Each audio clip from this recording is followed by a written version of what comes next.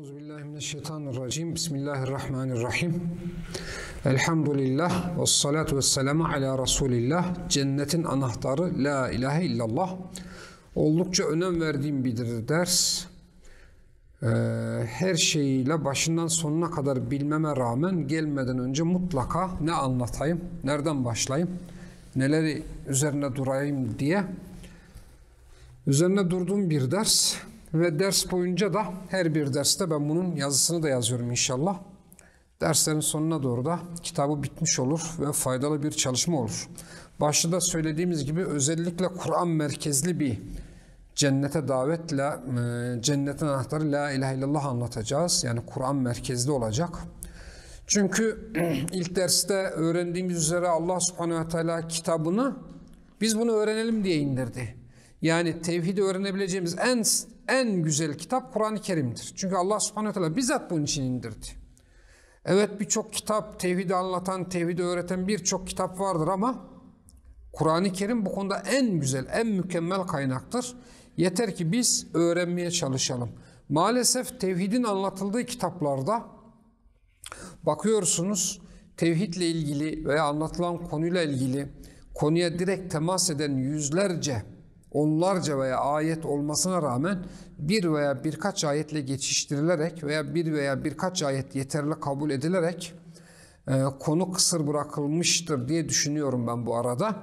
Peki biz nereden geldik, nereye gideceğiz? Önce bir onu anlatalım. Bu 3. dersimiz. Nereden geldik? 1. derste dedik ki Allah subhanehu ve teala insanı bilgiyle ne yaptı? Bilgiye açık bir şekilde yarattı. Yani insanoğlu bilgiyi alabilecek kapasitede, bilgiyi edinebilecek kapasitede bu şekilde yarattı. Buradaki kapasite neydi? Fıtrat ve akıldı. Yani Allah subhanehu ve teala bir akıl, bir de fıtrat vererek bizlere, ki o fıtrat İslam fıtratıdır, bilgiyi edinme yetisi verdi bize. Dikkat ederseniz akıl ve fıtrat diğer varlıklarda ikisi bir arada yoktur. Bundan dolayı diğer varlıklar bilgiye hazır değildir. Onlar bilgiye ne değildir? Hazır değildir. Allah subhanehu ve teala bizi bilgi edinebilecek güçte, kapasitede yarattı. Bunun arkasından bizlere peygamberler ve kitaplar gönderdi. O peygamberler ve kitaplar tek bir şeye, ortak bir şeye davet ettiler, tevhide davet ettiler. O halde bilgiyle donatılmış, daha doğrusu bilgiye açık bir şekilde yaratılmış insanın öğrenmesi gereken ilk bilgi neydi? Tevhid idi. فَعْلَمْ اَنَّهُ لَا اِلَٰهِ illallah. Bil ki Allah'tan başka ilah yoktur buyuruyordu Allah subhanehu ve teala. 1. dersi bu şekilde bitirdikten sonra 2. dersin başında şu soruyu sorduk. Dedik ki tevhid nedir? Peki bu sorunun cevabını nereden bulacağız? Sözlükten mi bulacağız? Kaynakları mı araştıracağız? Hadis kitaplarına, fıkıh kitaplarına mı bakacağız? Hayır. Bir önceki derste zaten Resuller tevhidi anlattı. Kitaplar da tevhidi öğretti dediğimiz için o halde Resuller neyi anlattı, kitaplar neyi öğretti diye kitaba baktığımızda tevhidin ne olduğunu görürüz dedik ve biz buna baktık. Ya kavmi i'budullaha ma lekum min ilahin gayruh. Bütün peygamberlerin en asıl, en temel olarak bu çağrıya davet ettiklerini gördük. O çağrıda neydi? Ey kavmim, Allah'a ibadet edin. Sizin ondan başka bir ilahınız yoktur. Sizin ondan başka hiçbir ilahınız yoktur. O halde tevhid sadece Allah'a ibadet etmek, ibadette Allah'ı birlemek, ilah olarak sadece Allah'ı bilip ona boyun eğmek, ona itaat etmekti. Tevhidin manası buydu. Ve buradan ibadet nedir dedik? Kur'an-ı Kerim'de 2 manada kullanılır. Bunu iyice belleyin. 2 manada kullanılır. Birisi Allah'a ibadettir dedik. Allah'a ibadetin tarifini yaptık. Ye ismun cami'un li kulli ma yuhibbuhullah ve yerdahu diye bir tarif getirdik. Bir de Allah'tan gayrısına ibadet.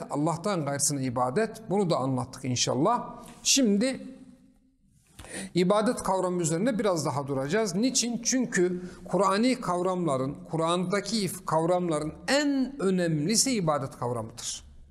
Niçin en önemli olmasın ki? Bütün peygamberler buna davet etti. Bütün kitaplar bunun için indirildi. İnsanın yaratılış gayesi de elbette buydu. Bundan dolayı önemli bu bir. İbadet kavramının önemli olmasının sebeplerinden bir tanesi de şudur. Dikkat edin, cümlemi kurarken Kur'an'ın en önemli kavramlardan bir tanesidir demedim. Yok, en önemli kavram ibadettir. İnsanın cennet ve cehennem ile ilişkisi, cennet, mutlu son veya ebedi bedbahtlık olan cehennem. Bu meselede ayraç olan ibadettir. Eğer kişi ibadette Allah'ı birliyorsa, sadece ama sadece Allah'a ibadet ediyorsa mutlu sona mutlaka ulaşacak. Ama bu konuda eksik davranıyorsa maalesef mutlu sona ulaşamayacaktır. Bu bir. İkinci husus ise yine bununla ilgili, yani itikada, asla taalluk eden bütün kavramlar ibadet kavramı etrafında dönüp durmaktadır. Mesela şirk Kur'an'ın en önemli kavramıdır. İlah Kur'an'ın en önemli kavramıdır. İbadet, tağut Kur'an'ın en önemli kavramıdır. Bakın bu kavramlara, şirk Allah'tan gayrısına ibadet etmektir. İbadet kavramı yine karşımıza çıktı. İlah, ma'bud, ibadet edilen demektir. Teelluh ifadesinden ma'bud tam manası ilahın ma'budtur. İbadet edilen demektir. Bak, ibadet kavramı yine karşımıza çıktı. Tağut kavramı Allah'tan gayrı ibadet edilen ve bu ibadetten de razı olan demektir. Bak ne çıktı? Yine ibadet kavramı çıktı. Yani bütün kavramlar dönüp dolaşıp ibadet kavramında ne yapmaktadır?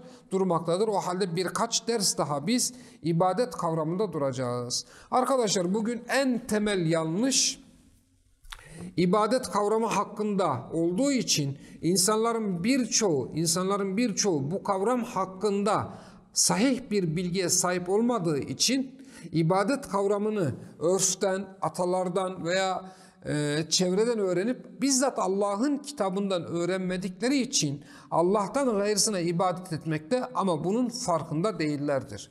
Biz burada şuradan devam etmek istiyoruz konumuza. Mekkeli müşriklerin ibadet anlayışı neydi? Mekkeli müşrikler de Allah'a ibadet ediyorlar mıydı? Mekkeli müşrikler neye karşı çıktılar? Neyi kabul ettiler, neyi kabul etmediler?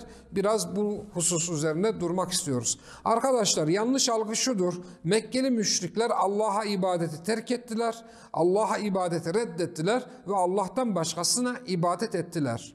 Yanlış anlayış, günümüzde en büyük yanlış anlayış budur. Zaten müşriklik kavramında da en büyük yanlış anlayış budur. Kişiler müşrik dediğiniz zaman Allah'ı terk eden, Allah'ı bilmeyen, Allah'ı tanımayan, Allah'tan tamamen uzaklaşmış herhangi bir varlığa ibadet eden kimseye müşrik diyor ki bu oldukça yanlış, oldukça hatalı bir kavramdır. Bu kavramın bu şekilde hatalı olmasının sebebi ibadet kavramının hakkıyla bilinmemesi ve bunun devamında da Mekkeli müşriklerle onların ibadetleri ilişkisinin bilinmemesidir. Şurayı net, sarih ve açık bir şekilde ifade etmek gerekir ki Mekkeli müşrikler, daha doğrusu umumiyetle Arap cahiliyesi Allah'a ibadet eden bir toplumdur. Bu cümleyi tekrar ediyorum. Umumiyetle Arap cahiliyesi, yani Mekkeli müşrikler Allah'a ibadet eden bir topluluktur. Bunun Kur'an'da onlarca örneği vardır. Mesela Kur'an-ı Kerim'de ma'allah, Allah'la beraber şeklinde bir ifade vardır. Onlarca ayette geçer ve Allah subhanahu teala Mekkeli müşriklere Allah'la beraber başka bir ilaha ibadet etme der. Allah'la beraber başka bir ilaha ibadet etme.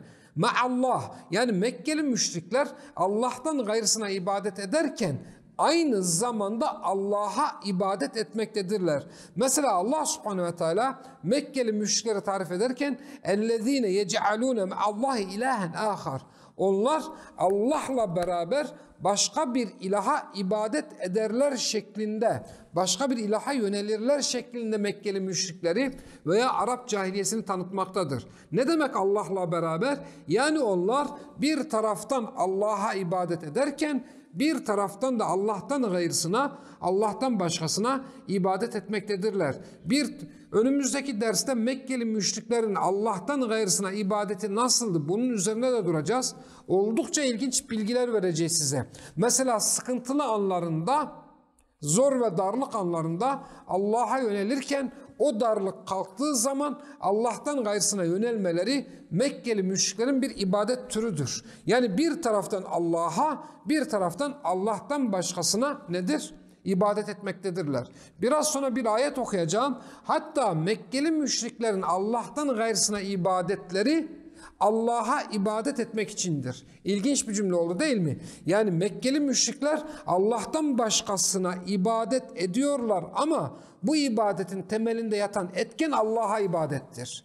Direkt Allah'a ibadet edemedikleri için, daha doğrusu bunu düşündükleri, bunu telakki ettikleri için biz direkt, hani şimdiki putperest müşrik sofilerde trafo örneğini veriyorlar ya, trafodan direkt eve ceyran gelir mi? Barajlardan direkt evine gelmez, ceyran gelmez. Arada trafo olmalı ki o elektriği ne yapmalı? Yumuşatmalı, azaltmalı veya neyse. Yani Allah onları kahretsin, ne kadar kötü hüküm veriyorlar değil mi? Allah onları kahretsin, ne kadar kötü şeye benzetiyorlar. Allah'a ibadeti, Allah'tan gayrısına ibadet ederken nasıl örnekler veriyorlar? Kur'an-ı Kerim'de onların selefleri olan müşrikler de böyle örnekler vermişlerdi zaten. Meleklerden örnekler vermiş değil, cinlerden temsiller getirmişlerdi. Müşriklerin tabiatı hiç değişmez. Kendi şirklerine mutlaka bir delil bulmaya çalışırlar. Velhasıl arkadaşlar, Mekkeli müşriklere baktığımız zaman onlar Allah'a ibadet eden bir topluluktur. Ancak onların Allah'a ibadetlerinin kabul edilmemesinin yanında yatan etken Allah'tan gayrısına da ibadet etmeleridir. Daha önceki derste anlatmıştım zannedersem, birinci derste. وَمَا خَلَقْتُ الْجِنَّ وَالْاِنْسَ اِلَّا لِيَعْبُدُونَ ayetinde ayet nefiyle başlıyor. Nefi istisna ile bozuluyordu. Ve bakın Kur'an-ı Kerim'de 3 üslup zikrettik değil mi? Allah'a ibadetle ilgili her üçünde de hasır ifadesi vardı. Yani sadece Allah'a ibadet edin. Allah'tan başkasına ibadet etmeyin. İbadette Allah'ı birleyin. İbadet olarak bütün yöneliminiz sadece ama sadece Allah'a olsun. Kur'an-ı Kerim hiçbir zaman Allah'a ibadete çağırmadı.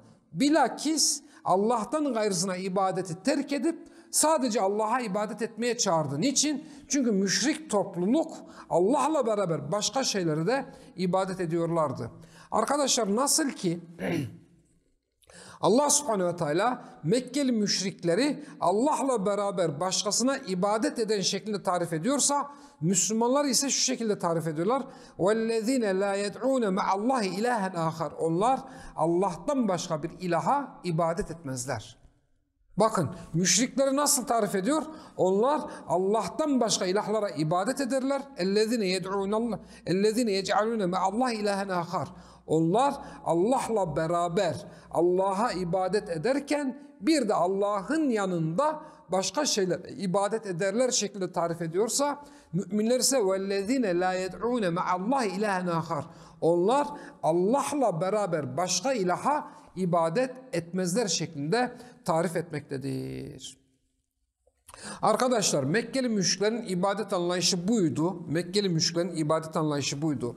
Mesela bu hani dedim ya, Mekkeli müşriklerin Allah'la beraber Mekkeli müşriklerin Allah'la beraber başka ilahlara ibadet etmeleri, Müslümanların, müminlerin ise Allah'tan gayri ilahları terk edip sadece Allah'a ibadet etmeleri. Bakın şu okuyacağım ayette ikisi bir arada zikredilmekte. اَاِنَّكُمْ لَتَشْهَدُونَ اَنَّ مَعَ اللّٰهِ آلِهَةً آخَرٍ Siz Allah'la beraber başka ilahların varlığına şahitlik mi ediyorsunuz? Buradaki istifham inkaridir. Resulullah onlara soru sormuyor, onları azarlıyor. Daha doğrusu ayet onları ne yapıyor? Azarlıyor. Siz Allah'la beraber Allah'ın dışında başka ilahların, ibadet edilecek varlıkların olduğuna şahitlik mi ediyorsunuz? قُلْ لَا eşhed De ki ben buna şahitlik etmem. Ben buna şahitlik etmem. Yani siz müşrikler olarak bir taraftan Allah'a ibadet ederken bir taraftan da Allah'tan gayrısına ibadet edersiniz. Buna şahitlik edersiniz ama biz Müslümanlar kesinlikle ama kesinlikle Allah'la beraber bir ilaha ne yapmayız? İbadet etmeyiz. Mesela bir başka ayet okuyayım arkadaşlar. قَالُوا Hud aleyhisselamın kavmi olması lazım. Araf suresinde veya Hud suresinde geçiyor bu ayet. Nerede geçtiğini şu an tam hatırlamıyorum. قَالُوا اَجْئِتَنَا لِنَعْبُدَ اللّٰهَ وَحْدَهِ Dediler ki sen sadece bir olan Allah'a ibadet edelim. Babalarımızın ibadet ettiği diğer ilahları terk edelim. Bunu mu istiyorsun bizden? Yani Mekkeli müşriklerin veya daha önceki müşriklerin veya daha umumi manada peygamberlerin kavimlerinin itiraz ettikleri husus şuydu. Yani biz tamam Allah'a ibadet ediyoruz ama sen sadece Allah'a ibadet etmemizle yetmemizi istiyorsun. Bizim sadece Allah'a ibadet etmemizi istiyorsun ama biz bir taraftan Allah'a ibadet ederken bir taraftan babalarımızın bize gösterdiği yol üzere gidiyoruz. Onların ilahlarına da ibadet ediyoruz. Bakın dikkat edin, ibadet kavramına mutlak olarak karşı çıkmadı müşrikler. Günümüz müşrikleri de Allah'a ibadet edin dediğiniz zaman çıkın şuradan kapıdan tek tek anlatın. Allah'a ibadet edin dediğiniz zaman size verecekleri cevap evet Allah'a ibadet ediyoruz. Bütün müşriklere sorun Allah'a ibadet etmeniz gerekir sizin dediğiniz zaman evet bizim Allah'a ibadet etmemiz gerekir derler. Ancak geçmişteki müşrikler de bu noktada böyleydi.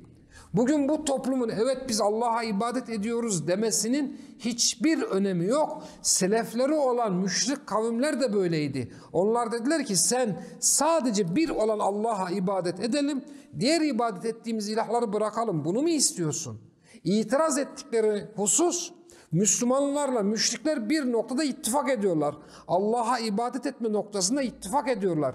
Müslüman da Allah'a ibadet ediyor, müşrik de Allah'a ibadet ediyor.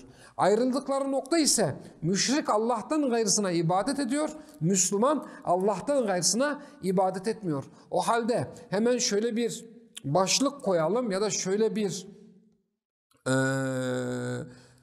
yani kaide olacak, kural olacak veya hiç unutmayacağımız bir cümle kuralım. Müslüman ile müşrik arasındaki fark Allah'a ibadet etmeleri değildir. Bu ortaktır. Burada kesişiyor Müslümanla müşrik. Ancak Müslüman ile müşrik arasında fark Allah'tan gayrısına ibadet etmemesinde açığa çıkıyor.